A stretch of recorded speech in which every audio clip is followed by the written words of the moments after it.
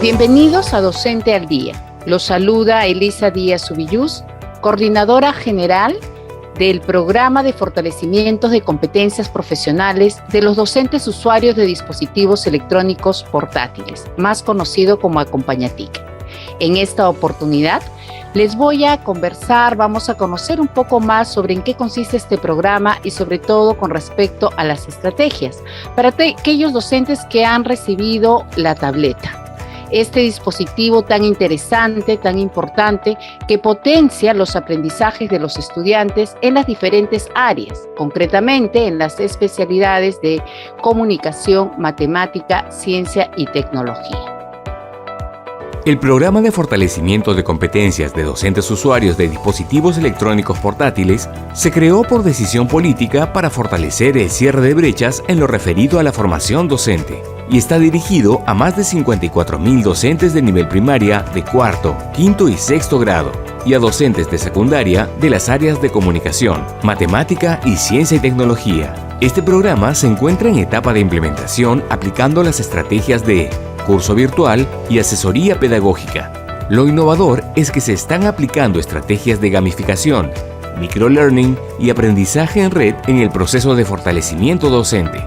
Actualmente, los cursos virtuales sobre el uso de los recursos de las tabletas en la incorporación de experiencias de aprendizaje han alcanzado a 54.152 docentes y los de asesoría pedagógica con formador tutor asignado a 46.354 docentes. Se desarrollan dos estrategias, una estrategia formativa y otras estrategias de soporte. Con respecto a las estrategias formativas, tenemos que son dos, los cursos virtuales y las asesorías. Estas asesorías son desarrolladas por el formador tutor y en zonas que no tienen conectividad, el formador tutor realiza dos visitas. En la primera visita observa la sesión de clase del maestro y en función de ello, después tiene una entrevista personal con él. Permite que el propio maestro identifique sus fortalezas y oportunidades de mejora. Obviamente, todo esto está centrado dentro del desarrollo de las competencias de los aprendizajes de los estudiantes planteados en el currículum nacional. Después de esta reflexión, para que el maestro de manera individual reconozca sus oportunidades de mejora, se pasa a una reunión grupal. Cada formador tutor tiene de 1 a 5 maestros a su cargo y en comunidad se reúnen, dialogan sobre sus preocupaciones, sobre sus aciertos, sus logros y juntos comparten su experiencia como si fuese una comunidad de aprendizaje. Pero también tenemos estrategias de soporte, como es el desarrollo de los webinars que se desarrollan 2 veces al mes, en donde se utiliza una metodología también innovadora. Es una metodología gamificada y dialogada, que la hemos denominado de docente a docente. Ustedes se preguntarán cómo se trabaja esto en zona rural, sobre todo en aquellos aspectos o zonas donde no hay conectividad y sobre todo incluso hasta no tienen luz.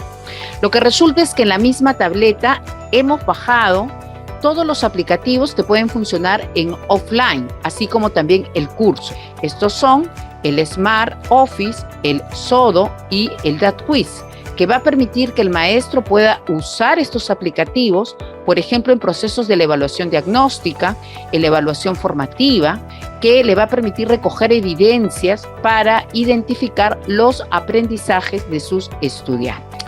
Asimismo, dentro de la tableta se encuentran descargados los cursos de evaluación diagnóstica, los cursos de aula virtual, de Google Classroom, para que el maestro pueda estudiar y los pueda desarrollar.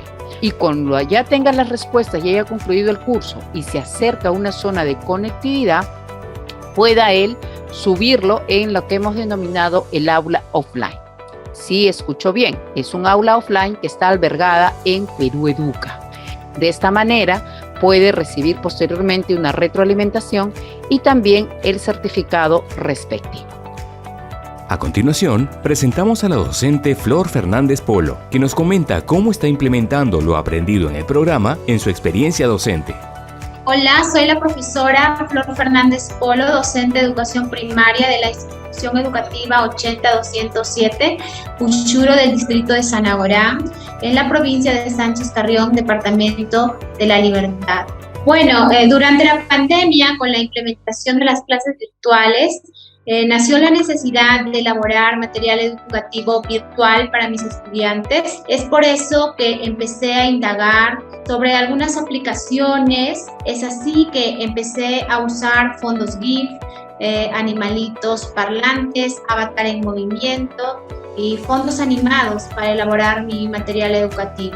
La estrategia que más destaca en mi proyecto es la estrategia de teletransportación o alfombra voladora, que consiste en la fusión de 2 videos en el aplicativo KineMaster. A mis colegas docentes les diría que los niños y niñas aprenden cuando se emocionan.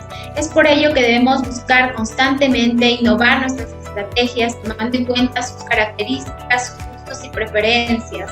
De esta forma lograremos las competencias educativas haciéndolas ver como una actividad agradable, muy diferente a la obligación escolar. En esta edición de Docente al Día vamos a reflexionar sobre el fortalecimiento de las competencias digitales de los docentes y cómo ellos han logrado poder adaptarse a estos contextos de pandemia. Han podido seguir adelante e ir innovando con respecto a sus propias prácticas pedagógicas.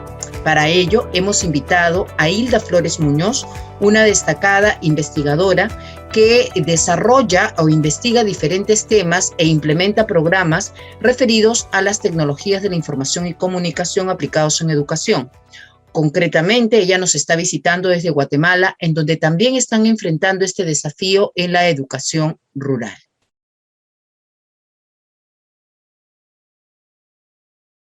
¿Cómo estás, Hilda? Bienvenida. Muchas gracias por aceptar esta entrevista.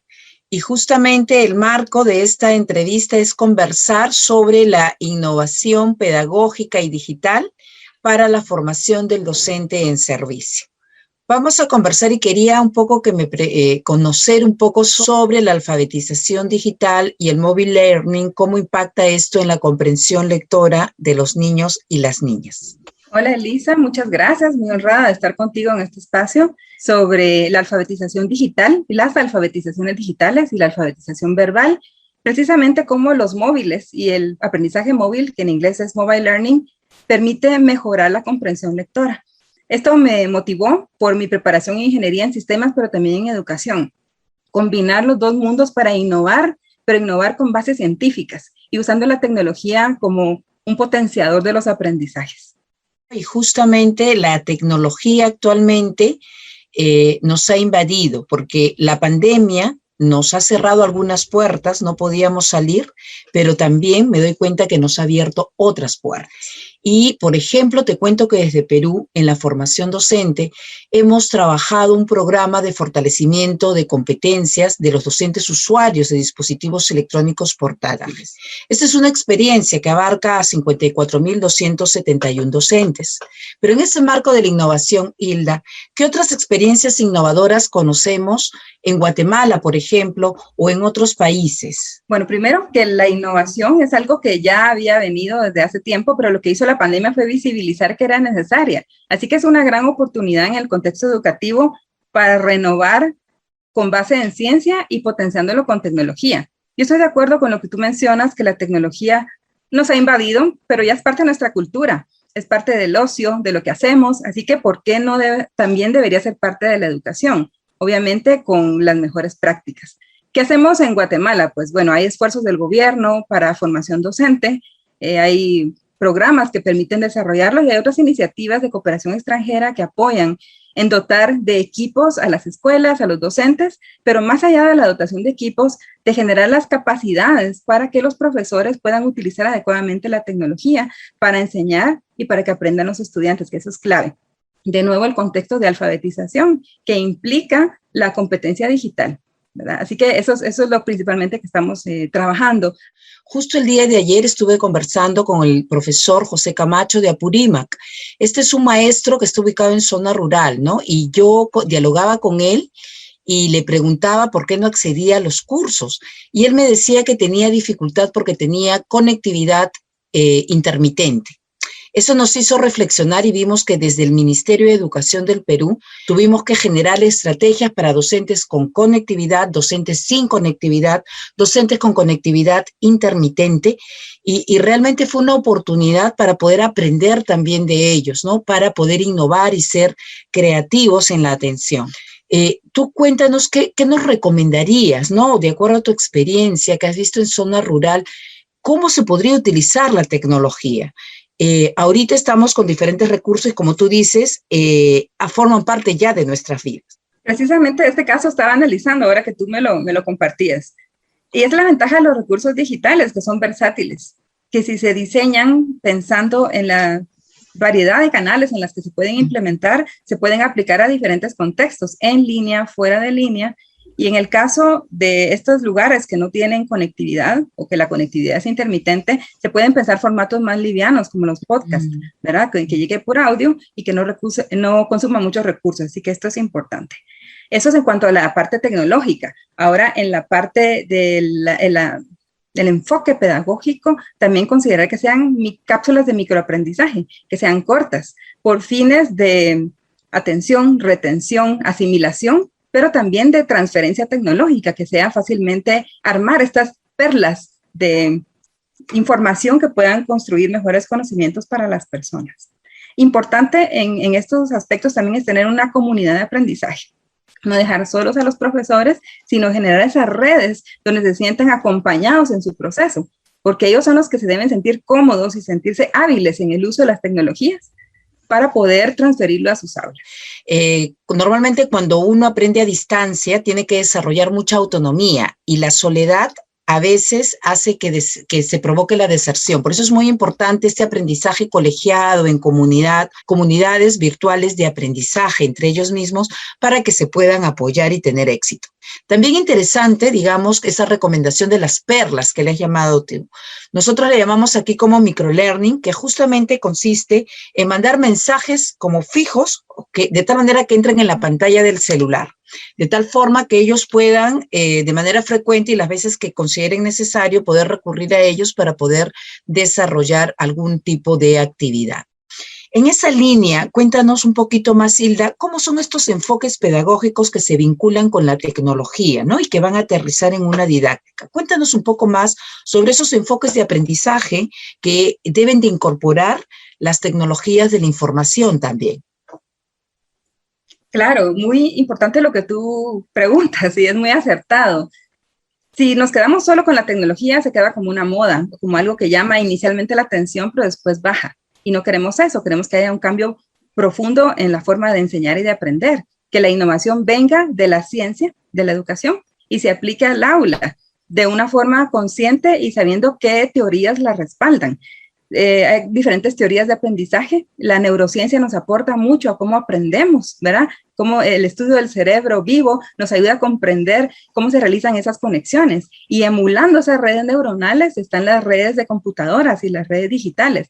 Hay nuevas teorías como el conectivismo, que permiten ampliar esas concepciones y que fundamentan el uso de las tecnologías en el aula. También el modelo SAM-R, no sé si lo has oído mencionar, el TPACK y otros que permiten modelar la forma en que integramos la tecnología en el aula, ya sea para sustituir algo que se hacía de otra forma, para aumentarlo, para transformarlo o redefinirlo completamente. Pero es importante poner siempre en el centro al humano, la metodología para innovar y la tecnología para potenciar y catalizar, es decir, impulsar y llegar hasta donde otros aspectos u otras herramientas no llegan. Y otro aspecto que te quería contar y que te quiero preguntar es este tema del aprendizaje adaptativo.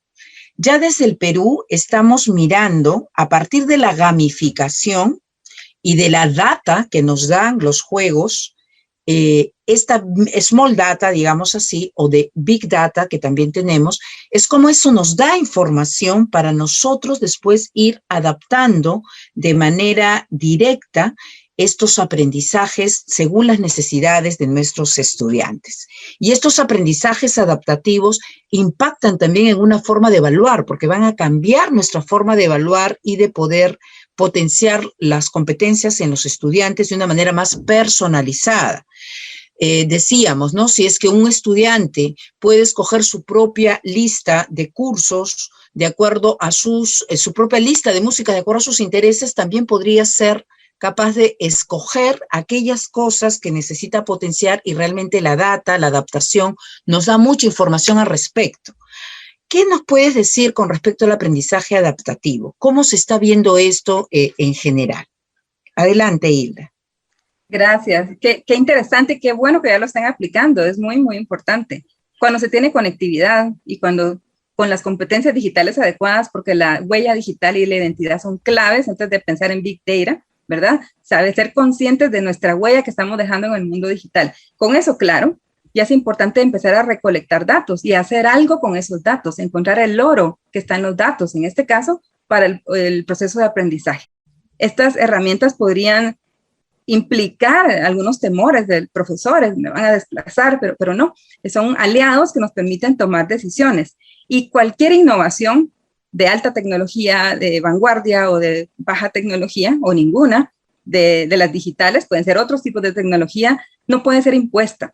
La innovación debe ser colegiada, convencida, para que pueda ser permanente y pueda tener los frutos que esperamos. Recordando que en educación no hay recetas y que lo que ha funcionado en otros contextos lo tenemos que adecuar al nuestro, validar, y muy, muy importante ahora en el contexto de mis estudios doctorales es sistematizar y generar documentación de nuestras propias experiencias que permitan a otros tomar decisiones y a nosotros mismos también. Es importante que el implementar aprendizaje adaptativo es una oportunidad de revisar el currículum y de identificar la esencia y repensar la evaluación, una evaluación auténtica, más contextualizada. Me siento muy contenta de ver estas iniciativas que promueven la innovación en los profesores, que son innovadoras y que dan a conocer lo que ya se realiza y además entusiasman a los profesores para seguir innovando en su práctica. Enhorabuena. En nombre de la Dirección de Formación Docente en Servicio del Ministerio de Educación, esperamos que la información sea de utilidad y que les permita continuar potenciando los aprendizajes de sus estudiantes. Recuerda siempre mantener el distanciamiento físico, ventilar bien las habitaciones de los espacios donde te encuentres, evitar las aglomeraciones, lavarte las manos con frecuencia y usar doble mascarilla. Juntos podemos evitar la propagación del COVID-19. Siempre con el pueblo. Gobierno del Perú.